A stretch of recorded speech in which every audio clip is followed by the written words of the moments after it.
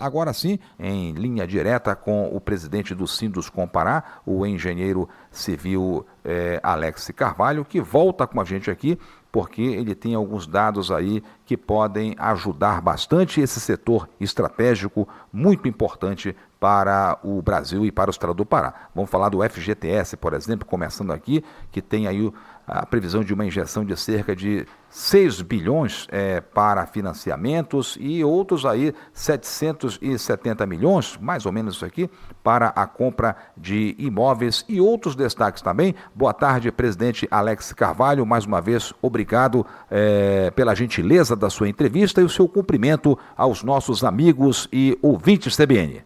Muito boa tarde, Douglas. Muito boa tarde a todos os ouvintes da Rádio CBN Belém.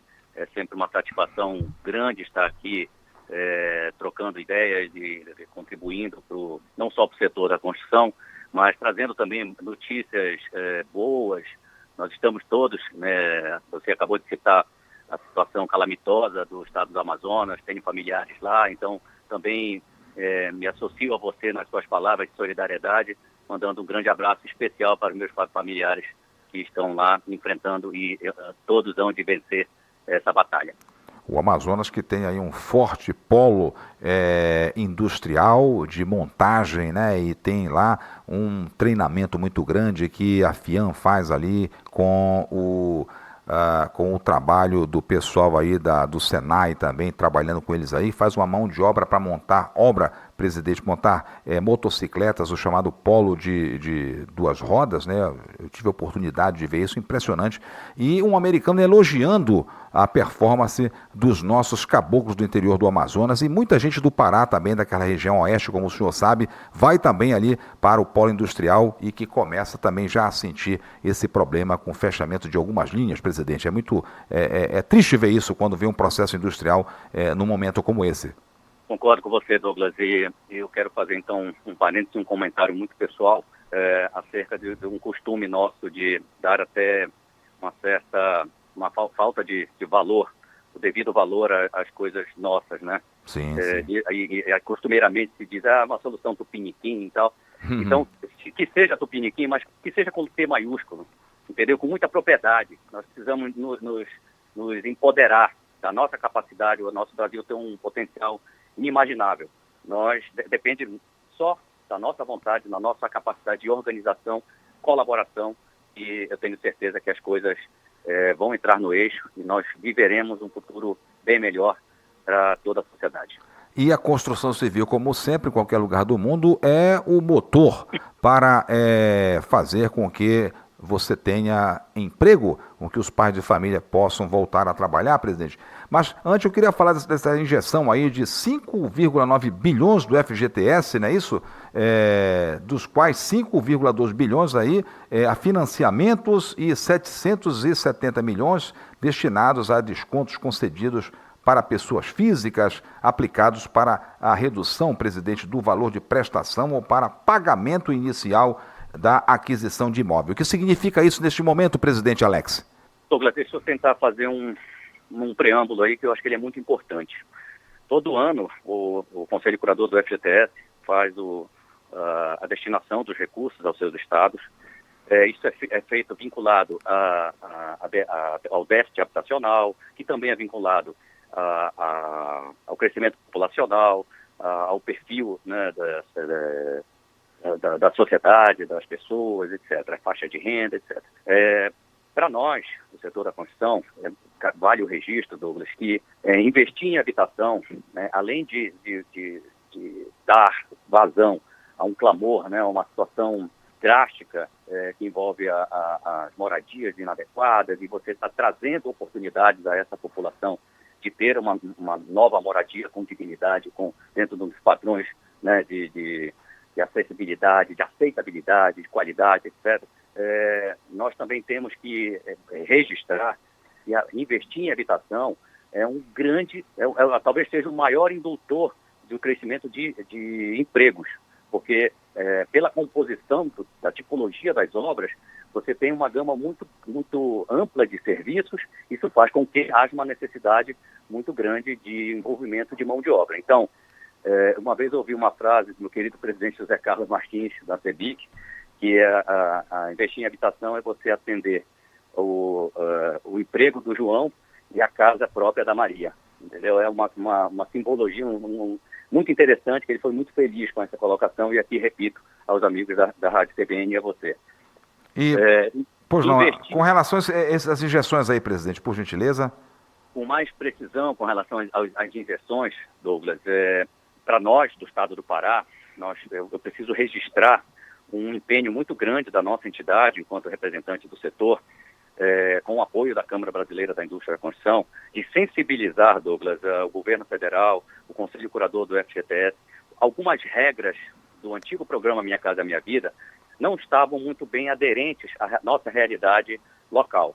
Então, como nós temos uma massa de pessoas muito grande, com uma renda muito baixa, essas pessoas não estavam conseguindo acessar o patamar mínimo de renda familiar para poder ter direito a um financiamento nesta modalidade de FGTS.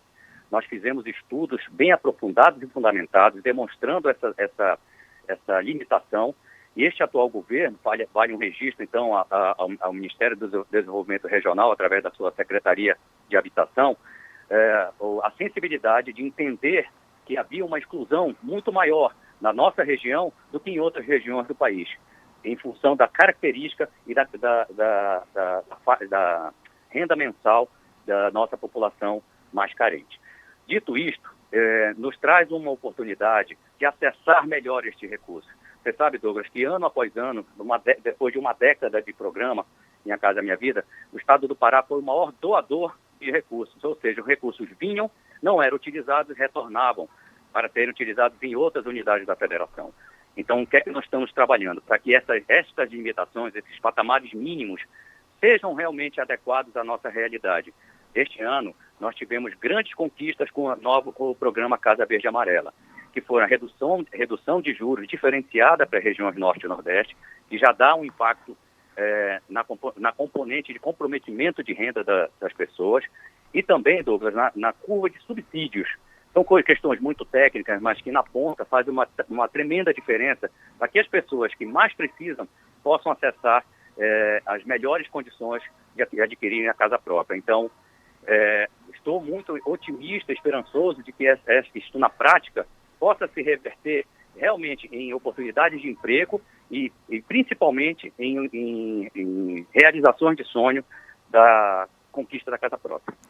Nós estamos de 2 horas e 31 minutos, nós vamos a um intervalo, presidente Alex Carvalho, para a edição do Repórter CBN, e na volta nós vamos falar aqui dessas 13 mil famílias, não é isso? Imóveis aí que vão beneficiar aí mais de 13 mil famílias paraenses, nesse contexto que o senhor falou, nessa calibração aí para o Casa Verde e Amarela, mas o senhor fala, por gentileza, após a edição do Repórter CBN.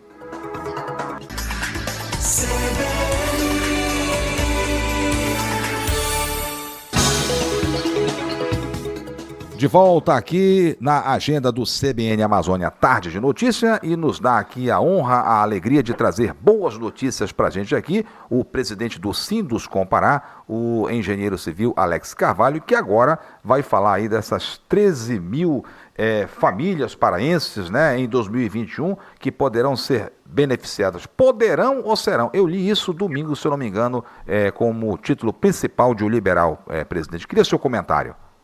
Douglas, eu realmente não tenho condão de afirmar se poderão ou serão, mas a minha crença é de que serão, e a minha torcida e o nosso trabalho institucional é para que sejam. Isso advém de anos de obras paralisadas, a qual também não posso furtar-me ao comentário e reconhecimento do esforço do governo federal em retomar essas obras, que há muito estão paralisadas. Essas 13 mil famílias também aguardando de uma forma ansiosa pela possibilidade de adquirirem essas moradias.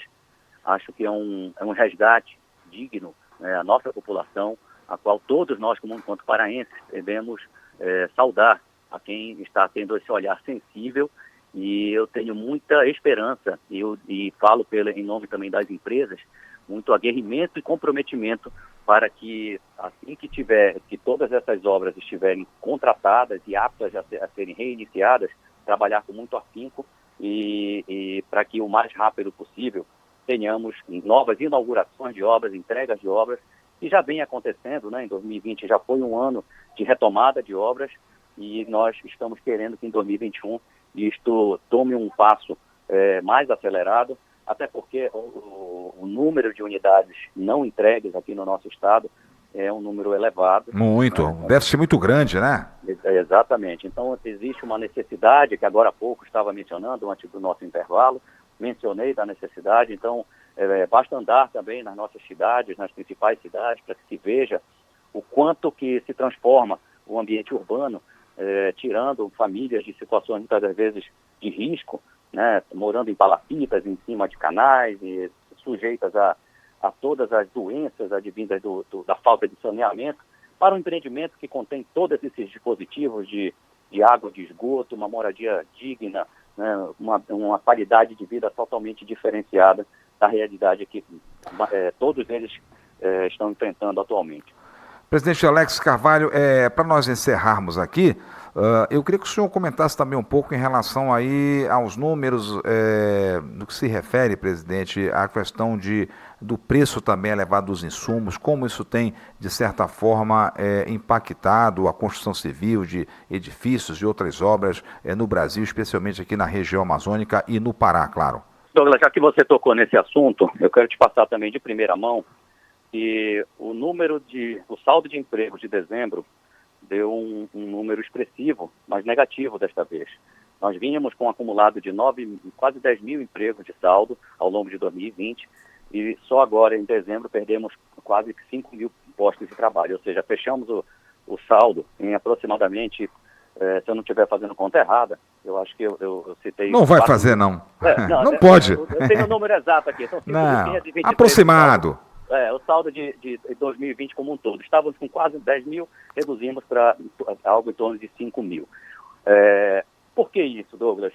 Nós tivemos, lamentavelmente, uma alta excessiva de muitos produtos muito relevantes para o processo construtivo como um todo. Então, isso foi alertado, nós passamos às autoridades, ao governo do Estado, ao governo federal,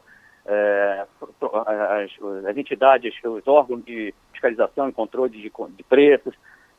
A consequência seria essa, inevitável.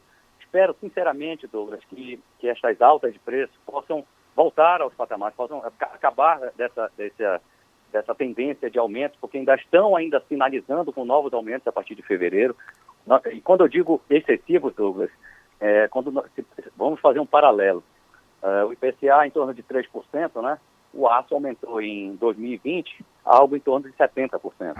Então, quem é capaz de assimilar uma alta dessa? Ninguém, Douglas. Então, nós temos obras públicas sendo paralisadas, porque os contratantes também não se sentem seguros ou não têm recursos para poder promover o reequilíbrio econômico e financeiro.